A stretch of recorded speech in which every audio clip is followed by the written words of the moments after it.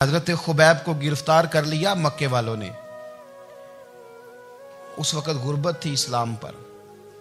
मक्के में सारे लोग इकट्ठे हो गए और चौक में फांसी देने लगे हजरत खुबैब को। कहना आसान है, करना बड़ा मुश्किल है। बंदा जेल में उलझ जाए तो मैंने बड़े बड़े सियाने लोग माफिया मांगते देखे, बड़े बड़े लोग कहते देखे हैं कि ये काम बड़ा। कैद तन्हाई बजाते खुद एक मुसीबत है। आपको अकेला रहना पड़ जाए ना, ये लॉकडाउन हुआ है तो लोग नफसियाती मरीज बन गए। अकेले रहना, तन्हा रहना कुछ छोटा काम है। हजरत खुबैब अकेले और मक्के का दौर और चारों जानिब काफर, और चौक में जब फांसी पे लटकाया जाने लगा तो अबू सुफियान बोले और बोल के कहने लगे, यार बंदा कोई काम करके बड़ा पछताता भी है कि यार नतीजा क्या निकला। तो माज़अल्लाह आपका भी नतीजा तो फांसी है, तो आपका क्या ख्याल है। ये आप यकीन करें कि लोग सही सही साथ चलते हैं, थोड़ी सी दुश्वारी उठानी पड़ जाए तो कहते हैं मैं गाड़ी ठीक था, पर इन्हीं पत्थरों पे चल के अगर आ सको तो आओ। मेरे घर के रास्ते में कोई कहकशा नहीं है। लोग ना मीठा मीठा खाना चाहते हैं, थोड़ा कड़वा आ जाए तो मुसीबत बन जाती है। कहते हैं सारे फलाने से प्यार करेंगे तो मैं करूंगा, सारे मुखालफत भी करेंगे तो हम इंशाल्लाह प्यार ही करेंगे। ये क्या बात हुई कि हम जमाने का रंग देख के चलेंगे। अब बाद लोग पछता रहे होते हैं। हजरत खुबैब से कहा, अबू सुफियान ने अभी कलमा नहीं पढ़ते थे, कहने लगे तू इस वक्त फांसी पर लटक रहा है और तेरे नबी मदीने में और आराम में, और उनके सहाबा आराम में, अहले बैत घर में। तेरे ज़हन में अगर इस वक्त यह बात हो कि इस वक्त तेरी जगह पे वो होते माज़अल्लाह, तो फिर क्या होता। मजमा गैरों का, इलाका गैरों का। ये टाइम आया था अब नारा रिसालत लगाने का। अब टाइम आया हजरत खुबैब ने नारा रिसालत लगाना है, पर लगाना किस तरह है कि काफिर याद रखें। हजरत खुबैब से कहने लगे अगर तेरी जगह हुजूर होते तो फिर तेरा क्या ख्याल है माज़अल्लाह। तो हजरत खुबैब कहने लगे तुम अभी भी नहीं समझे। ठीक है, मैं मक्के में अकेला हूं, सारे लोग मदीने में हैं, पर मैं पछता नहीं रहा, मैं तो फख्र कर रहा हूं। मैं फख्र कर रहा हूं इसलिए कि चोरी करके जान नहीं दे रहा, मदीने वाले की इज्जत पे जान दे रहा हूं। मैं फख्र कर रहा हूं। फरमाया सुन, तू कहता है तेरी जगह हुजूर होते और तुम उन्हें यहां माज़अल्लाह फांसी पे लटकाते। फरमाया सुन, मैं तो ये भी पसंद नहीं करता कि मैं घर में बैठा हूं और मेरे नबी को हल्का सा कांटा भी चुभ जाए। हमारा अपने नबी से मोहब्बत का रिश्ता है। एक कांटा भी हुजूर के कदम मुबारक में चुभे हमें बर्दाश्त। मजमा उनका था, नारे लग रहे थे, हमने मुसलमान पकड़ लिया। लेकिन हजरत खुबैब ने अकेले, अल्लाह करे आपको मेरी बात की समझ आए, अल्लाह करे आपको समझ आए, अकेले जब फांसी के तख्ते के करीब नारा लगाया ना कि मैं तो कांटा भी नहीं चुभने दूंगा अपने नबी को, अब सारे हार गए। अब उस एक जुमले ने ना इनको शिकस्त खुर्दा कर दिया। अब बोल कुछ नहीं सकते थे, गर्दनें झुक गई। और जब सन्नाटा छाया तो अबू सुफियान साथ वाले से कहने लगा बाकी सारी बातें अपनी जगह पर हैं, पर असहाबे मोहम्मद से प्यार तो बड़ा ही करते हैं ना। और वो कच्चा रंग ललारी वाला जेड़ा चढ़दा ते लैंदा रहिंदा, ए इश्क तेरे दा रंग मुहम्मद चढ़ जाए फेर नहीं लैंदा। कहा यार प्यार तो ये करते हैं ना, इसमें कुछ शक वाली बात। इस प्यार से काफिर डरता है। नबी पाक के साथ जज्बाती वाबस्तगी, हुजूर के साथ गुलामों का जज्बाती रिश्ता, और नबी पाक सल्लल्लाहु ताला अलैहि वसल्लम की आमद पर तशक्कुर के जज्बात। इमाम राजी ने लिखा है कि हजरत मूसा कलीमुल्लाह अलैहिस्सलाम ने तौरात की तख्तियों के अंदर एक उम्मत का जिक्र पढ़ा कि जो उम्मत गुनाह का इरादा करेगी तो गुनाह लिखा नहीं जाएगा जब तक कर न ले, और नेकी का इरादा करेगी तो रब उनकी नेकी लिख देगा, और जब वो कर लेगी तो अल्लाह 10 गुना अजर अता करेगा। और वो ऐसी उम्मत होगी कि जिनके चेहरे क़यामत के दिन नूर की तरह चमकेंगे, और वो उम्मत होगी जिनकी अल्लाह ताला ज़मीन सारी पाक फरमा देगा, जहाँ नमाज पढ़ेंगे नमाज हो जाएगी। ये तज़किरे पढ़ के तो हज़रत मूसा कलीम अर्ज़ करने लगे अल्लाह ये उम्मत मेरी बना दे। तो रब करीम ने फरमाया कि मूसा नहीं, ये तो मेरे महबूब की उम्मत है। फरमाया ये तो मेरे नबी पाक की उम्मत, हुजूर की उम्मत। अल्लाह अकबर। हज़रत मूसा मामूली आदमी नहीं, वो जलीलुल कदर पैगंबर हैं जिनका कुरान के हर सिपारे में तज़किरा है, कहीं वाज़े तौर पे, कहीं इशारतन, हर पारे में। और हज़रत मूसा अल्लाह के वो नबी हैं जो रब से डायरेक्ट बातें करें कोहे तूर। कहा ए मूसा ये उम्मत तो मेरे नबी की है, तो हज़रत मूसा अलैहिस्सलाम अर्ज़ करते हैं, इमाम राजी ने लिखा है, कहते हैं अल्लाह फिर मुझे अपनी नबी की उम्मत में शामिल कर। ओ यार, हमें लोग कहते हैं मिलाद ना मनाओ। जिस उम्मत में आने के लिए हज़रत मूसा ने दुआ मांगी, जिस महबूब की गुलामी के लिए, हमें तो दुआ भी कोई नहीं मांगनी पड़ी। अल्लाह ने फजल से ही मदीने वाले का गुलाम बना दिया। तो हम हुजूर के तज़किरे ना करें, हम तशक्कुर ना करें, हम नबी पाक सल्लल्लाहु अलैहि वसल्लम की नात ना पढ़ें, हम हुजूर के आने पर जश्न का इजहार ना करें। हर वो जायज़ तरीका जिससे इजहार खुशी हो सके वो मिलाद पे करना चाहिए और उसके लिए असबाब बनाने चाहिए। उम्मत का एक जज्बाती अंदाज होना चाहिए नबी पाक के साथ, एक वारफ्तगी, एक ज़ौक़, एक तबीयत के अंदर विजदान। नारा मतलब इस तरह ना हो कि बस चल रहा है काम, मैं नहीं हूँ कायल। मैं कहता हूँ पहले तो कोई लगाए ना, और फिर नारा जब लगता था ना तो मुसलमानों के यहाँ नारा लगता था तो बड़े बड़े लोग कांप जाते थे।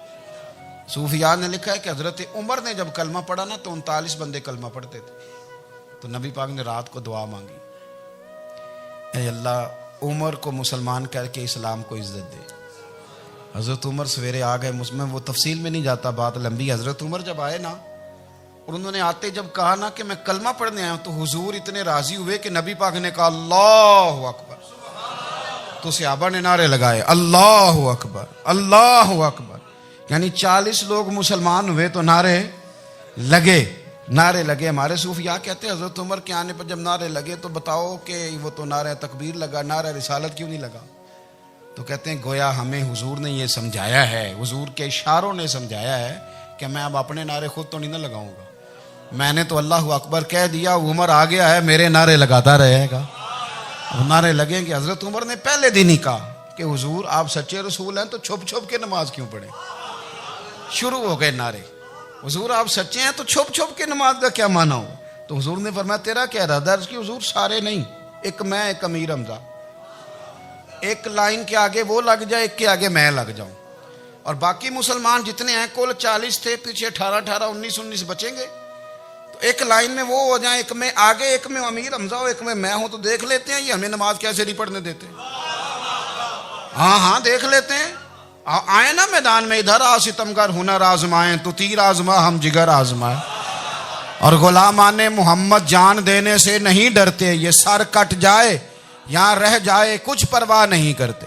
फरमाया भी पता चल जाता है ना, एक लाइन में हज़रत अमीर हमजा हो गए, एक में हज़रत उमर हो गए। पहले ये मारते थे जो हरम शरीफ में मुसलमानों के तरीके पे नमाज पढ़ता था, ये जुलूसों की बड़ी बरकत है, अंदर बैठे रहे ना चुप करके, निकल जाएं तो पता कुछ भी नहीं चलता।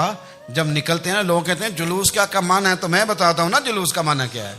हज़रत उमर ने बाहर निकले, 2 लाइनों का जुलूस, लंबा भी कोई नहीं, बंदे भी 40, और जनाब फारूक आजम बाहर निकले तो उमर का नारा, उमर का। हजरत उमर ने यूं करके आस्तीनें बाजू की चढ़ा ली और अपने गले में जो उनके रुमाल था ना उसको यूं सीने पे बांधा, और इस हाथ में तलवार थी तो यूं करके बाहर लहराई, कहने लगे ओ मक्के के काफिरो इधर आओ मेरे सामने।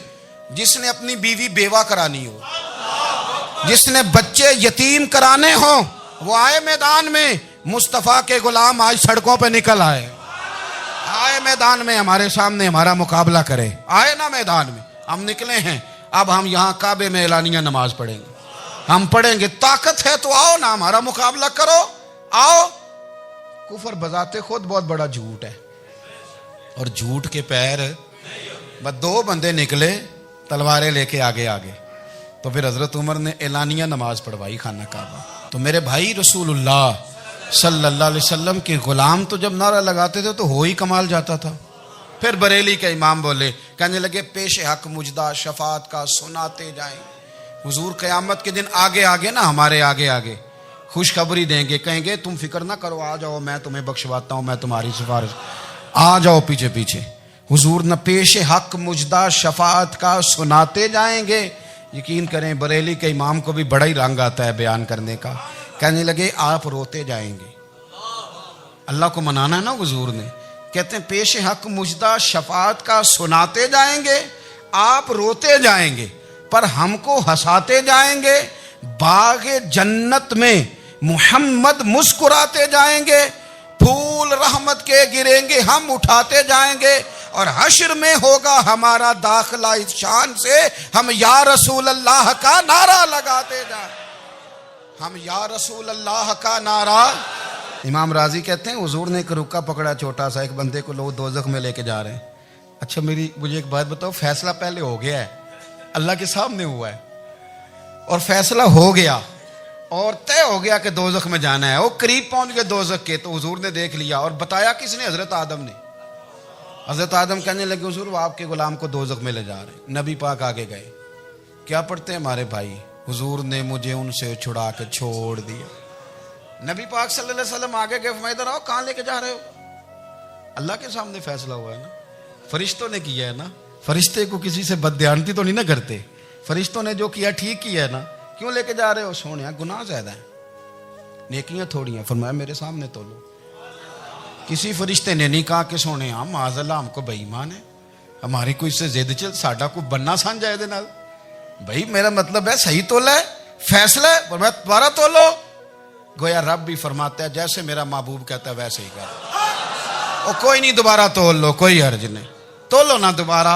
फरिश्ते दोबारा आएंगे, उन्होंने दोबारा तोला, एक पलड़े में नेकियां एक पलड़े में गुनाह। अब वो गुनाह फिर ज्यादा निकले तो नबी पाक ने ना जेब से इतना सा रुका निकाला। रुके का भी कोई वजन होता है, वो हुजूर ने नेकियों के पलड़े में रख दिया, नेकियां बढ़ गई, फरिश्ते भी चुप कर गए। चलो भाई जन्नत में। मेरी तरह का था ना पता सारा है सरदार ने की थी, पता तो था ना उसे, मन आनम के मन दानम। तो सीधा हुजूर के कदमों से जा लगा, कहने लगा सोने मैं तो सारी जिंदगी गुनाह करता रहा, ये कौन सी नेकी है? तो हुजूर फरमाने लगे चुप कर, जन्नत का दरवाजा खोल गया, तू जा जन्नत में। हुजूर रुके में क्या है? फरमाया तूने एक दिन दरूद और सलाम नहीं पढ़ा था, और मैंने तेरा संभाल के रखा हुआ तेरा दरूद शरीफ, वो नारे रिसालत नहीं तूने लगाए थे, वो तू खोल के मेरे तज़किरे मैंने तेरा संभाल लिया। दोज़ख में मैं तो क्या मेरा साया ना जाए, क्योंकि रसूल पाक से देखा ना जाए, मेरे रसूल पाक।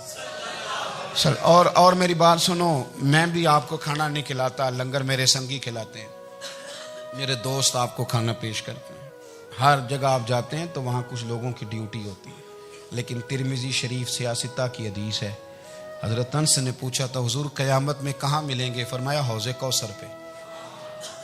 हुजूर वहाँ अंस पानी पिलाएंगे कि बिलाल पिलाएंगे कि सुहेब पिलाएंगे? फरमाया नहीं, उम्मत प्यासी आएगी तो मैं अपने दस्ते मुबारक से पानी पिलाऊं। हुजूर वहाँ ना मिले तो फरमाया पुल सिरात पे आना, उम्मत गुजरेगी तो मैं रब्बे सल्लिम की दुआएं करूँगा। तो आला हज़रत फरमाते हैं जब हुजूर दुआ कर रहे हैं तो डरने की ज़रूरत क्या है? खुदा की रज़ा चाहते हैं दो आलम, खुदा चाहता है रज़ाए मोहम्मद, रज़ा अब पुल से वज्द करते गुजरी कि है रब्बे सल्लिम दुआए मोहम्मद सल्लल्लाहु। तो हुजूर वहाँ मुलाकात ना हुई तो फिर इस हदीस को भी ये हदीस मजबूत कर देगी। हुजूर फरमाने लगे फिर मिज़ान अमल पे आ जाना, उम्मत के अमल तोल रहे होंगे और मैं कामयाबी की दुआएं मांग रहा हूँगा। तो जिसके लिए हुजूर दुआ मांगेंगे नाकाम होगा, नाकाम होगा। अपने बच्चों को हुजूर की मोहब्बत सिखाएं, नबी पाक सल्लल्लाहु अलैहि वसल्लम की गुलामी करें। आपका रिश्ता नबी पाक के साथ मजबूत होना चाहिए, आपके ताल्लुकात हुजूर के साथ मजबूत होने चाहिए।